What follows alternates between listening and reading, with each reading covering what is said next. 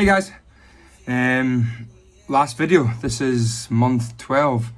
So as of today, this is the 21st of August, and it was exactly 1 year ago I got hair transplant in Istanbul.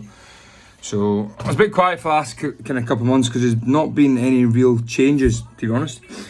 But yeah, they say when you get your transplant done to wait 12 months. You won't get any more growth after your 12-month period, but this is your final result. And cheers to that, first of all. But secondly, I'm just going to show you exactly what we're dealing with. So this is the fringe area. Now what I'm going to do now is I'm going to put up a picture of what it was like.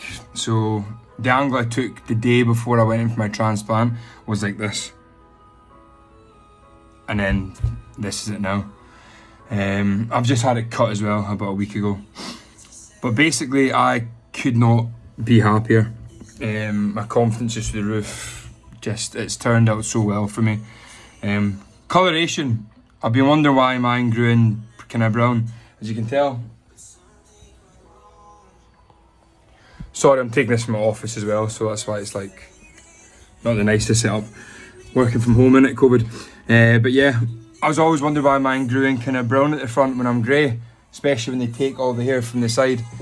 But I think, doing a bit of research into it, it's likely when they've been plucking the hairs out, they probably took the ones that were most noticeable, as in my kind of dark hair, and took all them, and that's when they've implanted it, is why it's been more grey than, more brown than grey, because grey is quite hard to find, especially when you get a skinhead before you go. I've had a few questions in the last kind of couple of videos. A lot of questions I've had from the first one I did like 8 months ago, and I'm not really going to reply to them because you just need to watch all the videos since that day and you'll see the answers to those type of questions. But the main one I've got recently is who was your surgeon and what clinic did you go to? And honestly, I don't know. I can't remember. I thought it was all through Longevita, so by the time I actually booked and got over there, I then realised like they just kind of sub it out to the clinics in sight. But what I'll do is I'll look through all the paperwork, and I'll probably do another quick 1 minute video or something in a few weeks, just saying like this is where I went, this is who the doctor was, etc. In case that's who you want to use. Don't get me wrong, I've seen some transplants that haven't worked. Again, for me, it's all about you, your body, how you look after it. If someone can transfer the hair from the back to the front and they do it good enough, it's really, the rest is up to you. I don't think there's a foolproof way of doing it unless you have someone absolutely shit.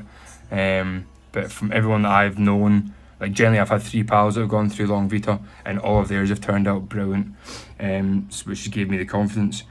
But I got a question saying about the kind of the top of my hair, so I'm not thinning too much on it. The way I style it, like I might end up trying to go, I thought I was going to get a slick back when I first went to the barber, but still a bit, for me, it's a bit thin at these side bits, but I had no hair there to start with before I went, so how can I expect to be able to get like a thick slick back? I can't.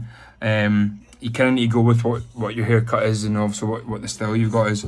This is what I want. This is what I've always wanted for the last 10 years.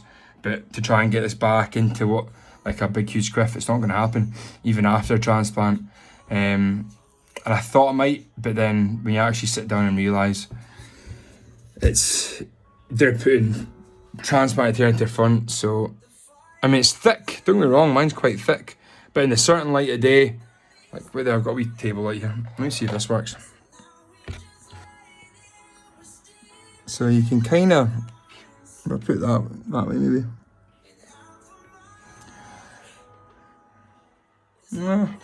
Maybe in daylight, sometimes if I'm in the bathroom mirror before I'm going to work or on a night out, when the light shines through, certainly I think it's dead thin on this side particularly, but I think that's just me being picky, guys.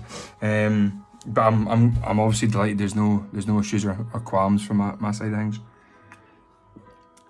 Again, I don't have a need now to make any more videos. I'm going to do the one a minute, and it's just purely going to be talking about where I went, how I got there, and some more information, because I'm sure I got an email on it. But in terms of like a journey, my journey's finished. That is 12 months. That's what any transplant donor people say, is give it the 12 months and that's your result. So this is my month 12, and it's been the same since really about month 6. I've not had major growth in the last kind of 6 months if you look back at my last videos, but I have seen people have really, they're still quite bald month 9, 10, and it just goes tonto in the last couple. So if you're watching this and you're on month 10 and you're not quite there, keep the faith, give it another 8 weeks, and then if no luck, go back to whoever the company that you used. But would I recommend Longevita? 100%. Would I recommend Turkey? 100%. And I'm a delighted fucking 100%. So again, any question at all, just write them below, send me an email. But yeah, guys, couldn't be happier. Thanks for watching, thanks for the comments. Hopefully seeing my journey from literally when I started to now maybe has inspired someone that wasn't sure in the process, or was maybe a bit scared, or didn't think they need it. My hair wasn't great before I went, but I certainly wasn't like bald. But for the cost of what it is over there, it's a complete life changer, man. So if you're on the fence, get off it and get a turkey. Cheers, guys, thanks for watching.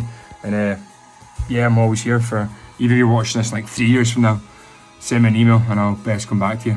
And sorry, lastly, I probably will do another one in 12 months time, just a wee update. Probably do a yearly update from now on, since the channel's live, and it might let you see how it's looking in like year 3, year 4, year 5, as I fully expect over time that this might fail, but that's just my body and age getting older. I'm expecting to go bald, maybe in the top or somewhere else, but I'll document that yearly. But in terms of the monthly stuff, I'm over. Cheers, guys.